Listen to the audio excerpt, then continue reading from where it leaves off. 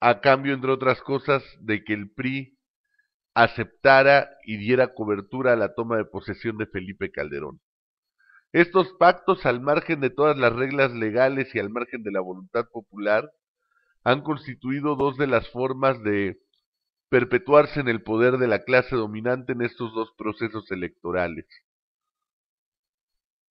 Posteriormente viene la elección de 2012, que aún no ha sido calificada, donde sin lugar a dudas ha habido un derroche tremendo de recursos por parte del PRI, una serie de irregularidades en la campaña, de delitos electorales, y llama la atención que el PRI pueda estar cometiendo todas estas irregularidades ante una actitud omisa por parte del gobierno federal.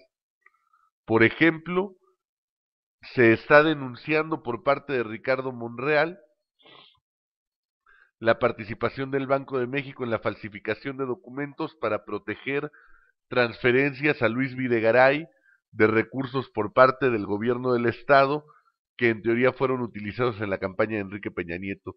Si esto se demuestra, quedaría probada la complicidad del gobierno federal. Hay que recordar que Agustín Carstens fue funcionario del gobierno federal, uno de los hombres cercanos a Calderón, y Calderón fue uno de los hombres que operó la llegada de Agustín Carstens al Banco de México, cuando no lograron imponerlo en el Fondo Monetario Internacional, después de la caída de Strauss-Kahn, y donde finalmente este hombre, Agustín Carstens, es uno de los hombres cercanos a Calderón, cercanos al panismo, y no se entendería que esté operando un fraude a favor del PRI sin un consenso y un consentimiento de la presidencia de la República y de su amigo y ex jefe, o jefe tal vez todavía, Felipe Calderón Hinojosa.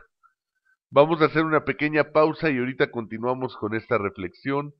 Voy a poner una canción que pusimos hace poco, pero que nos solicitaron la volviéramos a poner, de Alberto Cortés. Esperamos que sea de su agrado.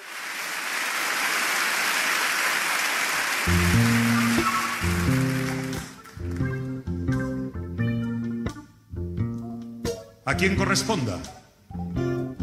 Estas son unas instrucciones primarias para ser un pequeño burgués.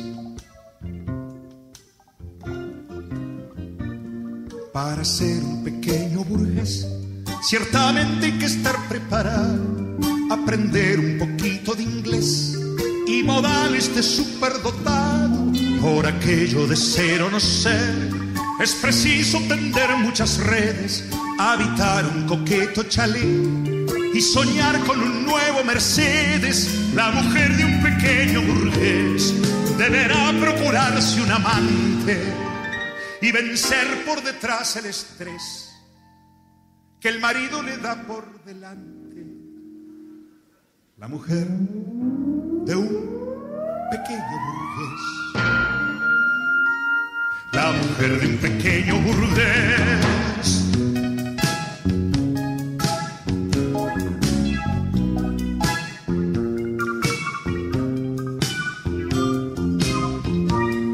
para ser un pequeño burgués hay que andar siempre bien arropado, secretaria, chofer y valet, y un despacho muy bien decorado. Liberal, por supuesto, ha de ser, aunque el cuerpo le pida otra cosa, y si acaso dejar entrever una leve tendencia izquierdosa. Con los tiempos tendrá que aprender a cambiar sin temor de camisa, y estarán como tiene que ser sus pequeños ahorros en Suiza. Con los tiempos tendrá que aprender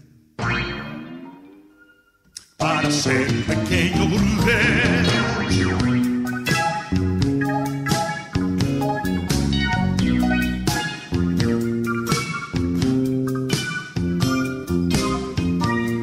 Para ser un pequeño burgués hay que estar casi siempre reunido. Dígale que me llame después, y después el señor no ha venido.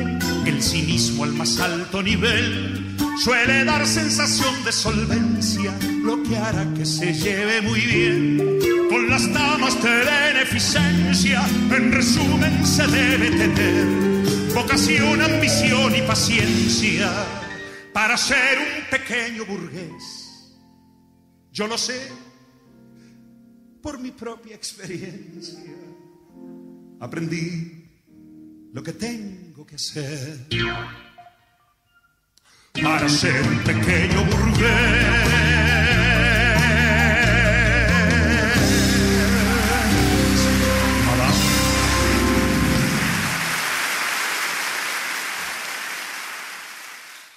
Esto fue Instrucciones para ser un pequeño burgués del maestro Alberto Cortés. Esperamos que haya sido de su agrado y continuamos con el programa del día de hoy.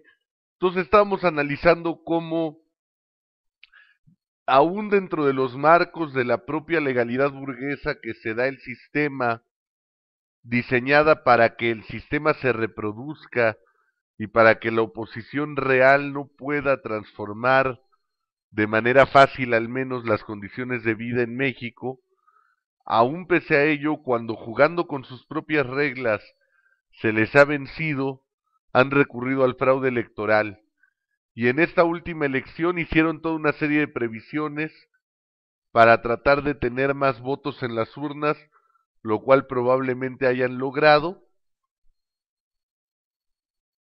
pero violentando todas las leyes, los acuerdos y todas las normatividades establecidas por ellos mismos para llegar a la obtención de estos votos. Eso en cuanto al sistema formal.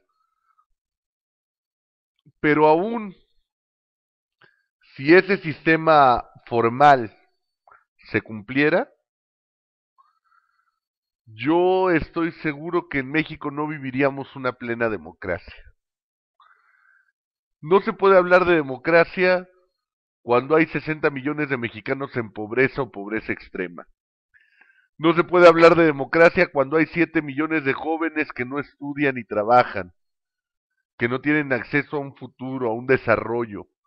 No se puede hablar de democracia cuando hay comunidades donde la gente está muriendo por enfermedades curables, donde no existen caminos, donde no hay medios de comunicación, lugares donde aún no se cuenta con sistema eléctrico, con las condiciones mínimas para una vida digna. No se puede hablar de democracia, compañeros y compañeras, cuando el narcotráfico domina altos porcentajes del territorio nacional. ¿Ustedes creen que el narco no se metió en la elección? ¿Ustedes creen que en los territorios donde el narco es amo y señor no orientó por quién votar? ¿Y ustedes creen que es casual que en todos esos territorios haya ganado Peña Nieto?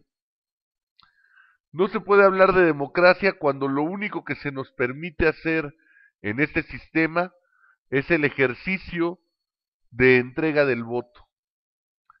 La democracia no es tal cuando no hay sistemas de rendición de cuenta, cuando la soberanía no reside en el pueblo como marca la Constitución. La soberanía es algo que el pueblo entrega cada 6 años como un cheque en blanco a sus gobernantes. Los gobernantes te pueden prometer lo que quieran en campaña y llegar y cumplir lo que quieran y no hay forma de pedirles una rendición de cuentas. Los legisladores, todo el sistema político mexicano no está vinculado al pueblo. No hay nada que obligue al legislador a regresar a su distrito y a consultar con la población las leyes que va a aprobar. Recuerdo, por ejemplo, que Fox en su campaña se le preguntó abiertamente en el debate si quería poner impuestos a alimentos y medicinas y dijo que no. Y en cuanto entró a la presidencia fue una de sus primeras propuestas. Pueden descaradamente mentir, pueden descaradamente ofrecer cosas que no están dispuestos a cumplir, y sin embargo, ¿qué es lo que pasa? Absolutamente nada. Absolutamente nada pasa con ellos. Esto no puede ser un régimen democrático. No puede hablarse de un régimen democrático cuando la gente se está muriendo de hambre, porque eso permite que estén dispuestos a vender su voto por 500 pesos. porque aunque saben que durante 6 años van a seguir padeciendo el mismo sistema, saben que al menos esos 500 pesos les van a permitir comer unos cuantos días. No se puede hablar de democracia cuando en los sindicatos tenemos a figuras como el Bester Gordillo en una presidencia vitalicia, a pesar de que va en contra de los intereses de más de 1 millón de trabajadores de la educación, pero sobre todo va en contra de los intereses de millones de niños que reciben una educación profundamente deficiente y por tanto va en contra del interés de toda la nación. No se puede hablar de democracia cuando el dirigente petrolero Carlos Romero de Champs y su hija se dan vida de jeques árabes mientras los trabajadores viven en condiciones de vida muy lejanas a las de sus dirigentes.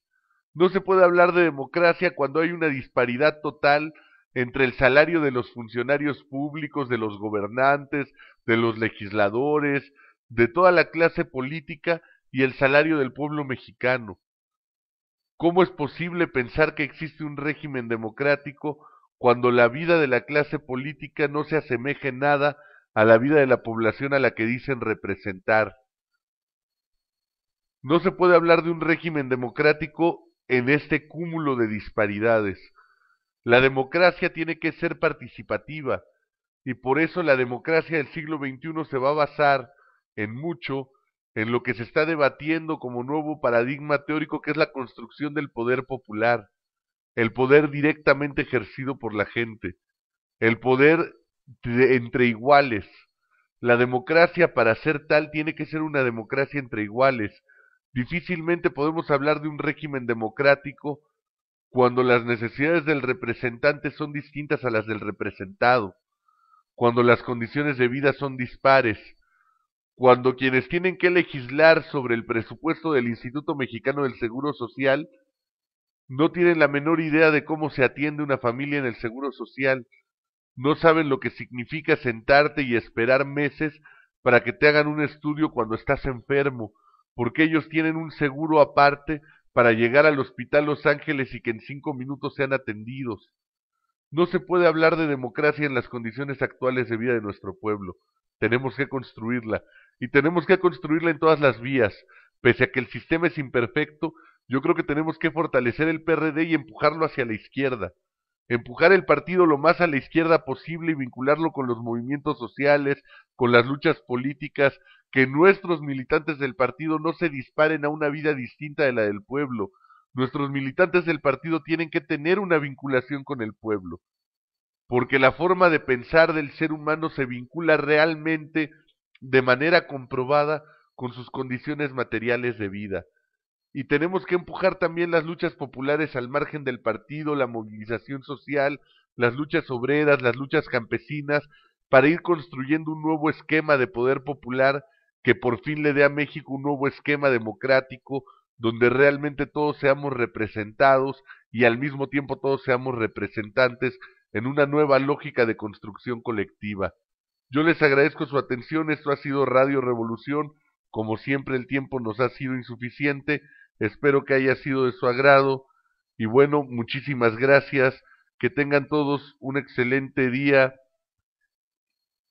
Y seguimos adelante aquí en su programa Radio Revolución, programa realizado por la Organización Política y Social Movimiento Revolucionario de Masas, perteneciente al Movimiento Equidad por la Ciudad, corriente de opinión del Partido de la Revolución Democrática. Gracias, que tengan un excelente día.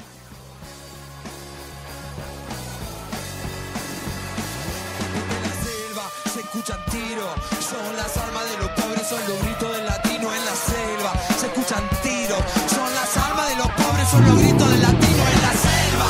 Se escuchan tiros.